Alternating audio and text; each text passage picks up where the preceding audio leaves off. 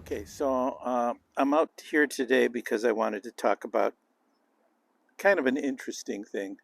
Um, all of you have had the opportunity of um, catching yourself with your fly line and, getting a hook in your hand. And it's important to know how to remove the hook.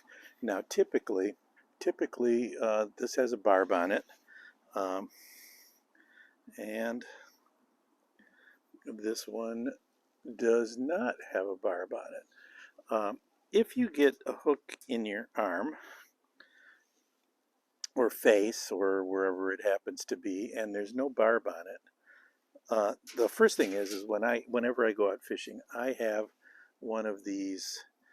It's a combination plier and cutter, but some of them, and the ones that you want to get, are the ones with this little extra piece right here. And what that's for is for smashing down barbs. Okay. Uh, So that's the first thing I do whenever I load up on anything. Then I'm not going to, by the way, I'm not going to do this on my arm. Okay, I'm using an orange because I'm just too much of a chicken for it. So uh, if you get a barbless hook in, one of the nice things about a barbless hook is that, first of all, it goes into the fish's mouth easier, and it's obviously much easier to pull out. So it goes in easier and comes out easier, which is a great thing. That way, you're not going to hurt the fish, and you're not going to hurt yourself as much. With a barbless, with a barbed hook, it's a much bigger deal. And I'm going to stick this in there. So when you start to pull that out, or try to pull that out, if it's in your arm, and trust me, this has happened to me, and it's happened to people I've gone fishing with. So there are some techniques to dealing with this issue. Um, uh, a couple ways of dealing with it, and I've had this happen, is that you could cut this end off, um, and then just run the hook through and then pull the whole deal out. Okay, that's typically how it's done with a barbed hook. um, I'm going to stick it back in here and show you sort of the proper way of doing it, and it sort of works every time. um, I'm just going to take this other hook here. Let's see if you know what's going to happen. I'm going to end up hooking myself. But basically, the way you do this is you take your fly line, okay, and you bring this underneath the fly line so it wraps around the hook, okay? Then the trick is to push this, the eye of the hook, down real low, and then just give this a pop, and it will come right out and not hurt. And the reason is because of the angle. Again, you want to push the barb down.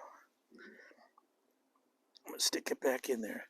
So you want to push not the round part, but the eye of the hook down. So what it does is when it comes out, when it embeds, it's made basically a tunnel here. Okay? And then if you push it this way, what it does is it's not going to drag and dig out some more skin. It's going to just pop out super easy. Again, just take your leader that you've been using, wrap it around, and this is the part that takes guts if you're hook fishing, and just give it a pop, and it'll pop right out. And it's no fuss and no muss. I'm not going to do it on my arm because I'm not an idiot. Um, Not that anybody that's done it is an idiot to do it that way. They're very brave. I am not very brave at all. So here's a good technique. Luckily, I'm here again in the middle of the desert next to a pool. Unfortunately, I'm not able to fish, but I could show you a few little things. So, like always, like and subscribe. We're trying to build a little bit of a channel here.